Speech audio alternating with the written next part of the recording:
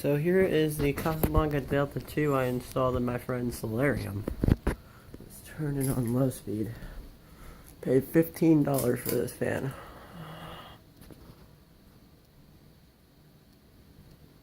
It's a very nice fan. Very good condition. For 15 bucks you really can't complain. And I installed a Casablanca W411 wall control. There's low. Let's crank it up to medium. Slimmer 3 fans.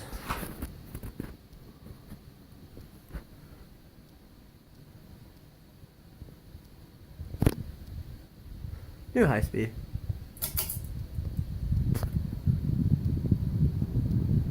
Very, very powerful for what it is. And I installed a schoolhouse light kit from the Habitat, where we got this fan. $15 for this fan.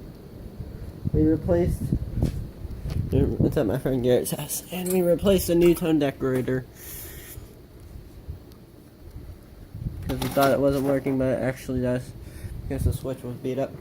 So that was a video of the Delta 2.